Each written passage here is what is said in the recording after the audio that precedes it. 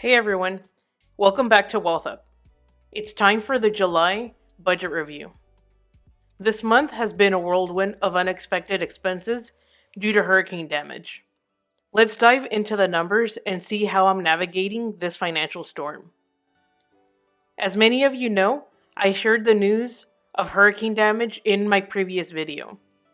July has been focused on recovery efforts, including dealing with insurance claims, covering deductibles, and purchasing necessary supplies for repairs. It's been a financial roller coaster, but I'm determined to stay on top of my finances. Let's break down my July spending and see how the hurricane impacted my overall budget.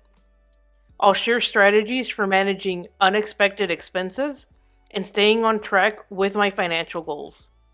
We'll also check in on my net worth to see how the hurricane impacted the big picture. This month has been a tough one, but it's also been a learning experience. I'll share insights into how I'm adjusting my budget and financial plans to recover from the hurricane. It's important to remember that unexpected challenges can arise, but with careful planning and a positive mindset, we can overcome them. Let's jump into the spreadsheet. For the month of July, I received 2 paychecks, each for $2,513. I had $9,554 roll over from June. That's money that I didn't spend in June that I had available for the month of July. Adding all of these up totals $14,582 for spending in the month of July. Now let's go into my investments and savings. My automated investments have been paused now for a number of months and remained this way in the month of July. I did set aside $2,000 into my emergency fund and saved $500 for tax and insurance purposes. The $2,000 in my emergency fund will be used later in the year once I make fence repairs at my house. Next, let's look at the monthly expenses. I paid my mortgage this month for $1,100, $65 in electricity, $30 in gas, $60 in water, $47 in internet, and $200 in student loans. Now let's take a look at the varying categories. In fun money, I spent $227 on dinner and hanging out with friends, $17 in subscriptions, and $50 on a gift. In the home expenses categories, in groceries, I spent $91.44 at Aldi and $195 at H-E-B. In house expenses, I spent $510.97 at Costco. And this was mostly for buying supplies for repairs that I needed after the storm.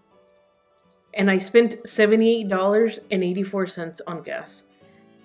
This brings the total home expenses to $876.33. Note that the expense from Costco I could have put in the hurricane category, but I'm leaving it here for now. In the self-care category, I spent $90 on massages and $11 for my gym membership. You'll notice that I added a hurricane section to the spreadsheet. This is to capture my hurricane expenses for my personal property and my rental property. This month, I spent $1,219 on my personal property, making repairs and having people come to do work, and $4,107 on my rental property. Adding both of these up brings the total expense for hurricane to $5,326. Some of this I do expect to get back from the insurance company, but for now, all of this is coming out of pocket. You'll also see that I didn't spend anything on travel. Because of these unexpected expenses, I paused my travel sinking fund savings and am putting all of that towards my emergency fund. After taking everything into account in my budget, I'm left to spend $3,981. This is significantly lower than what I've had in previous months, primarily coming from higher expenses in the hurricane category. Now let's update my spending plan. This does look different than previous months, but I did update my spending plan in the last video. If you want to see this in detail, check that video out. The thing to note here is under the hurricane expenses, I did have the additional $5,326 spent. As you see, the total left to roll over into August is the $3,981. Now let's take a look at my net worth. For my net worth, in liabilities, these are debts that I have. I have mortgages for my primary and rental property, which total $312,240. My student loans total $10,294. This brings the total liabilities I have as of July 2024 to $322,534. Now let's look at my assets. These are anything that I have of value. For me, they are my houses, my car, investments, and cash. The value of my houses, both of them combined, for the month of July did not change and are still valued at $489,500. The value of my car also did not change, and my investments did go up to $545,000. In cash, I have $20,000. This brings the value of my assets for the month of July to $1,066,300. To calculate my net worth, I will subtract my debts from my assets. This brings my net worth for the month of July 2024 to $743,766.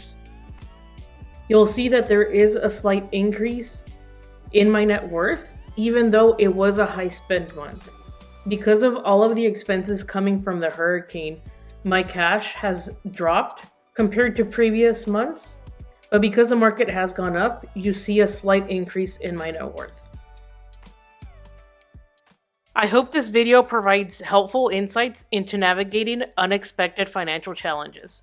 Remember, it's okay to adjust your plans when life throws curveballs. Stay tuned for future updates as I continue to rebuild and focus on my financial goals. Let's build a supportive financial community. Share your experiences and tips in the comments below. Don't forget to like and subscribe for more personal finance content. Thanks for watching until the end, and I'll see you in the next one.